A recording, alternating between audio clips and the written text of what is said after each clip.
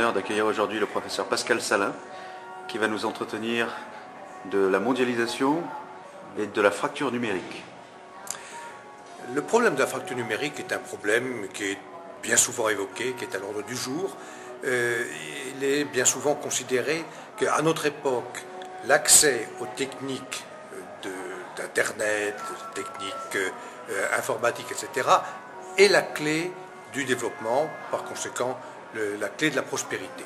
Et donc un certain nombre de personnes s'inquiètent du fait qu'il y aurait ce qu'on appelle donc une fracture numérique, c'est-à-dire que certains aient moins facilement accès à toutes ces techniques que d'autres, ce qui, là encore pour certaines personnes, provoquerait un écart croissant, soit entre différentes catégories de personnes à l'intérieur d'un pays, soit entre différents pays.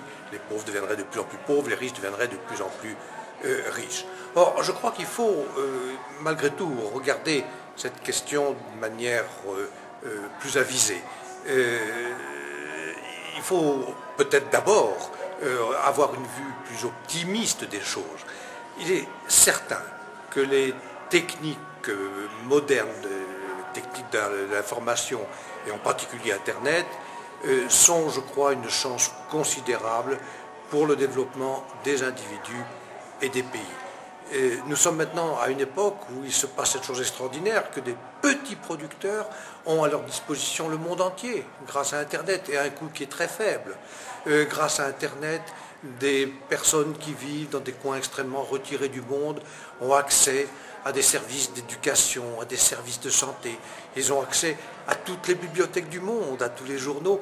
C'est évidemment une évolution extraordinaire et c'est une raison, je crois, de ne pas être pessimiste. Et ceci est d'autant plus vrai que le rythme auquel le progrès technique se fait dans ce domaine rend de plus accessibles les techniques de l'information, les techniques d'Internet pour un nombre de gens de plus en plus grand. Les coûts diminuent à toute allure, la vitesse d'accès aux sites Internet augmente tous les jours, c'est une révolution considérable. Alors bien entendu, les écarts de développement existent, les écarts dans l'accès aux techniques informatiques existent. Mais il faut, me semble-t-il, se garder d'une approche qui pourrait être trop mécaniciste, qui consisterait à dire il suffit d'équiper toutes les populations dans le monde avec des ordinateurs, leur donner l'accès à Internet pour que le développement existe. En fait, le développement dépend fondamentalement de l'environnement institutionnel et des capacités, bien évidemment, des individus, ce qui implique évidemment l'éducation.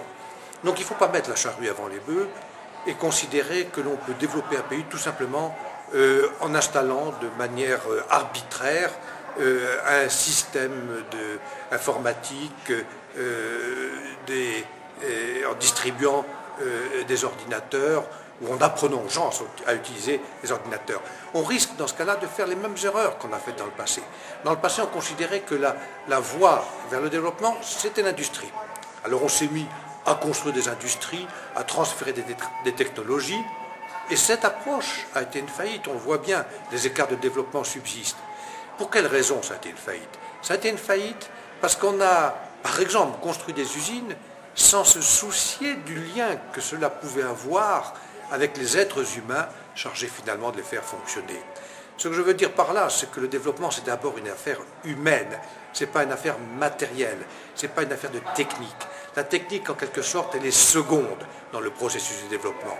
Il est évident qu'à notre époque, le développement implique l'utilisation des techniques informatiques, implique l'utilisation d'Internet. Mais ce serait une grave erreur de penser qu'il suffit de résoudre le problème de l'équipement dans le domaine de ces techniques pour résoudre le problème du développement. Il n'y a rien de nouveau de ce point de vue-là dans le monde.